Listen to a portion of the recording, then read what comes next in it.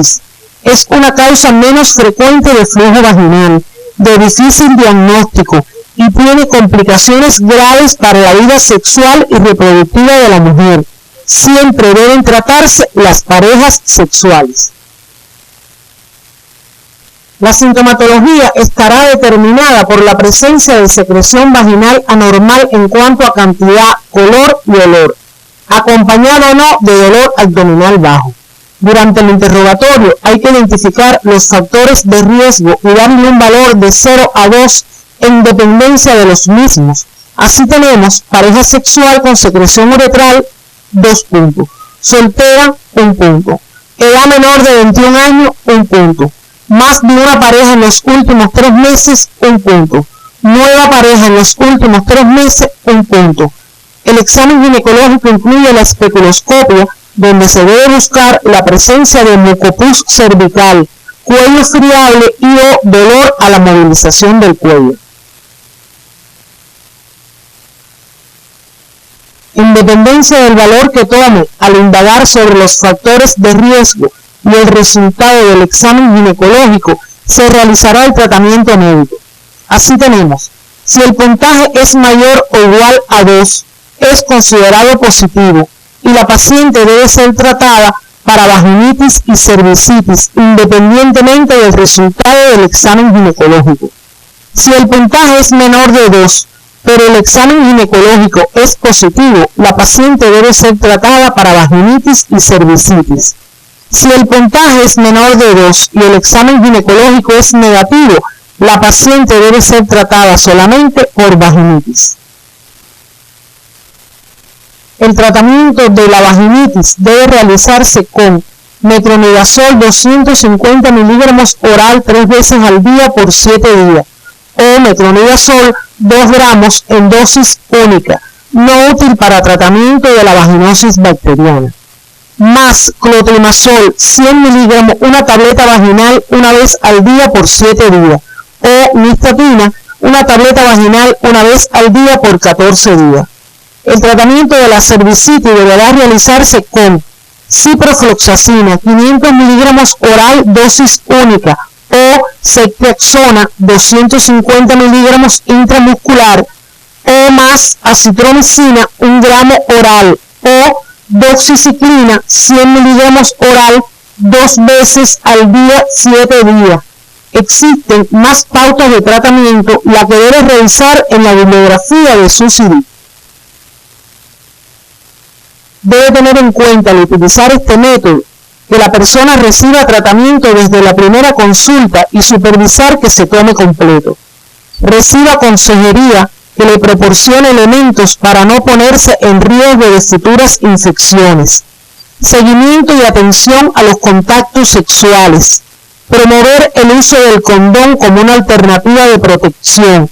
Este contenido debe profundizarlo en la bibliografía que aparece en su CD de estudio y será abordado en la clase práctica de esta semana.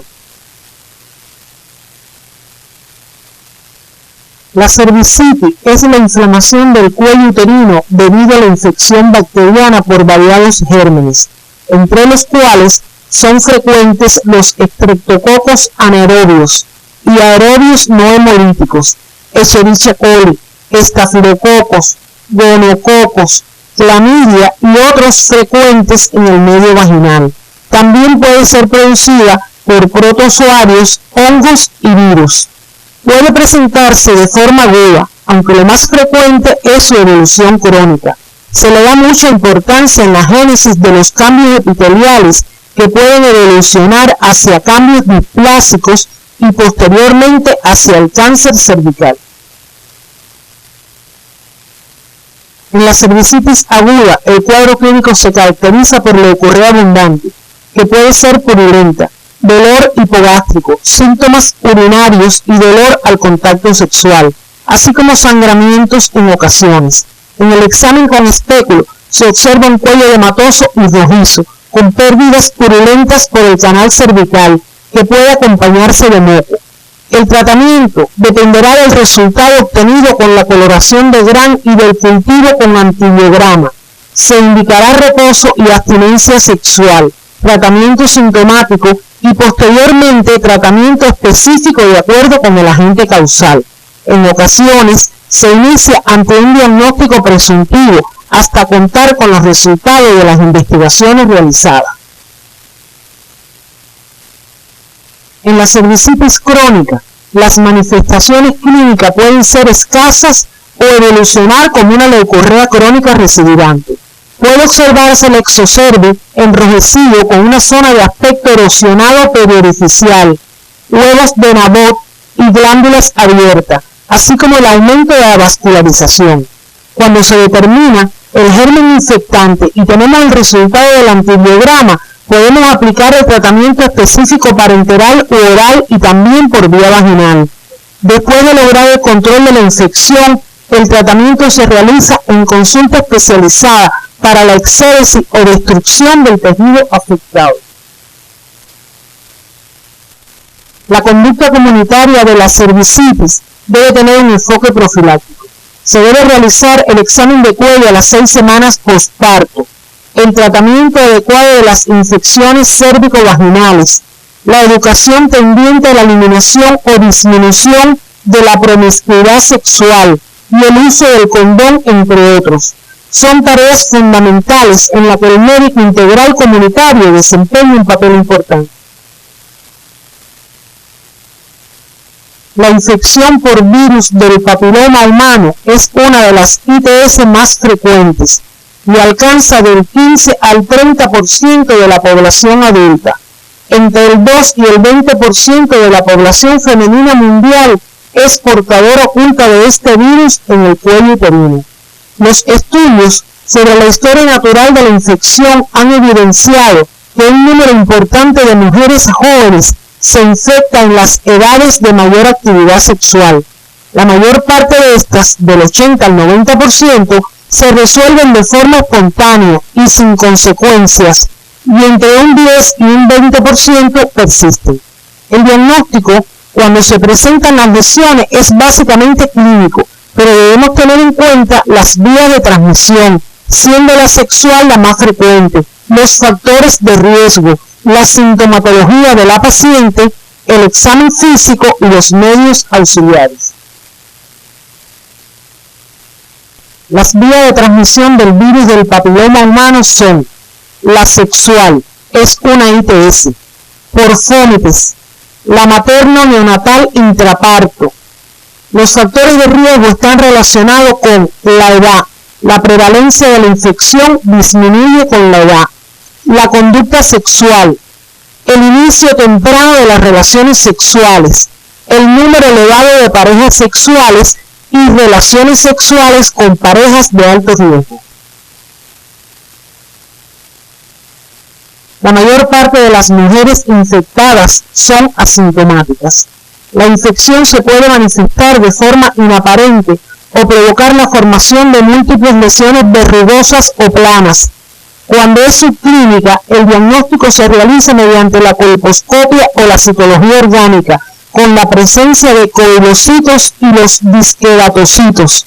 La duración media de la infección por el papilomavirus se estima en 8 a 10 meses. Los casos con infección persistente constituyen el grupo de alto riesgo para la progresión neoplásica. Es necesario realizar pruebas serológicas para descartar una infección sifilítica o por el VIH. Deben recomendarse la exploración clínica de la pareja. La conducta a seguir a nivel comunitario estará dirigida hacia su prevención y el diagnóstico precoz de las formas subclínicas. Se deben realizar intervenciones comunitarias para educar a la población en relación a la protección de la infección por el papilomavirus. Las diferentes modalidades terapéuticas dependen de las características y localización de las lesiones. Estas debe realizarlas durante su estudio independiente por la bibliografía que aparece en su CV de estudio. El tratamiento de lesiones de alto grado y del cáncer cervical se realiza en una consulta especializada. Las infecciones por el virus herpes simple suelen presentarse como lesiones orales o genitales y pueden recurrir clínicamente. En los seres humanos hay dos serotipos, 1 y 2. El primero es el responsable de gingivoestomatitis y faringitis. El segundo se asocia principalmente con el herpes genital. La transmisión perinatal del herpes virus causante del herpes neonatal se adquiere comúnmente a partir de una mujer embarazada con infección del tracto genital en el momento del parto. El periodo de incubación es de 3 a 7 días y la infección primaria se presenta en forma de lesiones vesiculares múltiples, como pápulas, que se pueden ulcerar y son extremadamente dolorosas. La ulceración tiene una base eritematosa indurada y desaparece de 4 a 6 semanas sin dejar cicatriz. Puede acompañarse de síntomas como malestar y fiebre. Estas son grandes excretoras de virus y pueden ocurrir lesiones extragenitales por autoinoculación. Las recurrencias ocurren de 38 a 56% de los pacientes y se presentan con lesiones similares a la infección primaria. En el manejo comunitario, la paciente deberá ser informada de que padece una enfermedad de transmisión sexual, que si bien es posible prevenir y tratar las recurrencias, no existe cura y que debe evitar todo contacto con las lesiones desde los prodromos de la enfermedad hasta la desaparición de las lesiones. El tratamiento es principalmente sintomático, administrar analgésicos y evitar las infecciones secundarias. Se recomienda, en caso de prima infección, el uso de aciclovir oral 200 miligramos 5 veces al día durante 7 a 10 días y 400 miligramos 3 veces al día al inicio de los prodromos en la recurrencia y cuando la frecuencia de ellas es mayor que 6 por año. La paciente debe recibir tratamiento por 6 meses.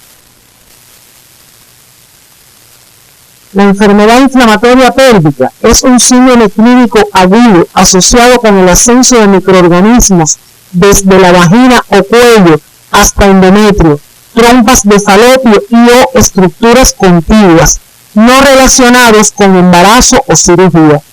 En su epidemiología hay que señalar que la mayoría de los casos de enfermedad inflamatoria pélvica están relacionados con enfermedades de transmisión sexual.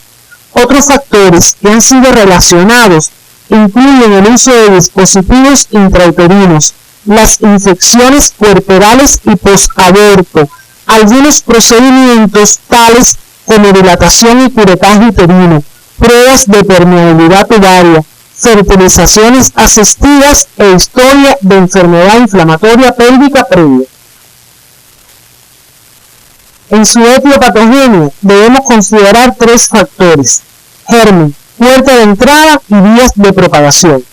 El factor germen se destaca su naturaleza polimicrobiana, entre ellos la Neisseria gonorrhoeae, Clamidia trachomatis, micoplasmas, bacterias anaerobias y aerobias tales como especies de bacteroides, pectostreptococos, Gardnerella vaginale, Escherichia coli, estreptococos del grupo B, entre otros, y el terreno susceptible de ser invadido, presentando el mayor riesgo las adolescentes, las pacientes con conductas sexuales riesgosas y el empleo de duchas vaginales.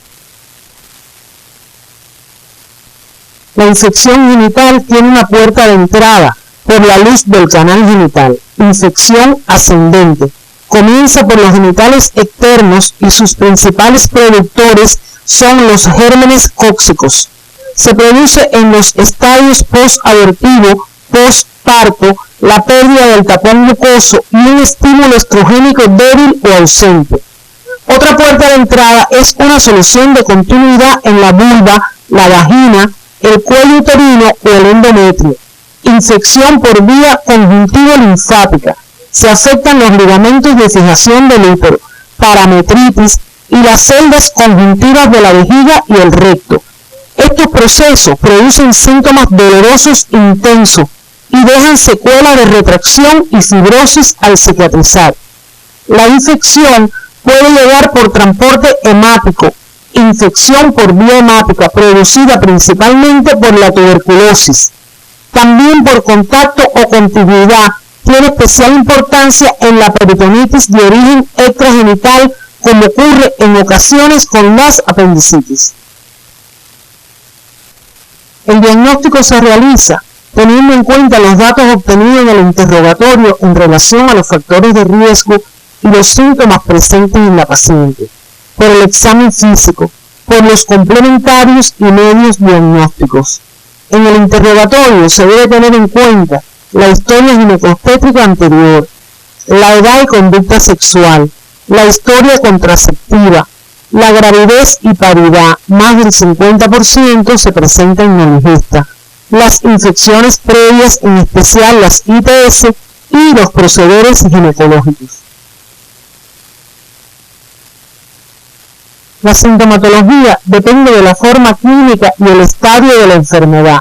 Así tenemos que se clasifica en enfermedad inflamatoria pélvica aguda, caracterizada por dolor en el abdomen inferior, hipersensibilidad a la palpación y al tacto vaginal, dolor a la movilización del cuello uterino, masa anexial e hipertermia, entre otros.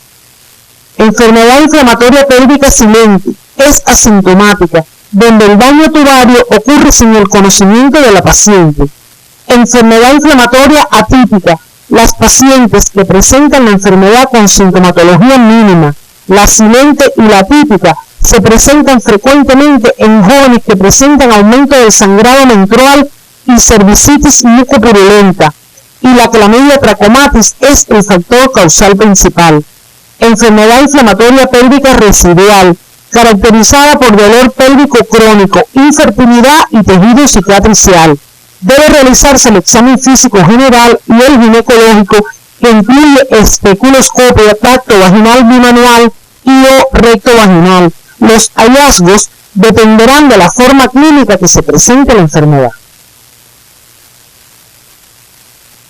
Los exámenes complementarios a realizar son el hemograma con diferencial. Se encontrará una leucocitosis, la eritrosedimentación elevada, la proteína C reactiva elevada, el parcial de orina, el frotis fresco vaginal y endocervical, la coloración de Gram, estudios microbiológicos, ecosonograma, mayor significación en las formas tumorales, Biosalping, acceso tubovárico, acceso del Douglas. Además, son de utilidad las técnicas invasivas como la curvocentesis, conteo de leucocitos y estudio microbiológico, la biopsia endometrial en la enfermedad inflamatoria pélvica silente y la laparoscopia, piedra angular del diagnóstico de las formas atípicas silentes y residuales. La conducta comunitaria estará dirigida a la prevención y al tratamiento ambulatorio, en el cual hay que tener en cuenta criterios para el mismo. Su profilaxis está basada principalmente en la prevención de las infecciones del tracto genital inferior, en su diagnóstico, tratamiento precoz y oportuno, así como el tratamiento de las parejas sexuales, en la realización de los procederes tanto ginecológicos como obstétricos con la adecuada asepsia y antisepsia. Es importante iniciar el tratamiento medicamentoso tempranamente y la mayor parte de los casos pueden ser tratados de forma ambulatoria, siempre que los hallazgos sean típicos. La enfermedad ligera, temperatura menor que 38,3 grados centígrados, conteo de leucocitos inferior a 15.000 por milímetros cúbicos y no existan masas pélvicas ni reacción peritoneal. La paciente tolera los medicamentos por vía oral y es seguro que seguirá el tratamiento. Estas deben ser reevaluadas dentro de las 72 horas después de la evaluación inicial.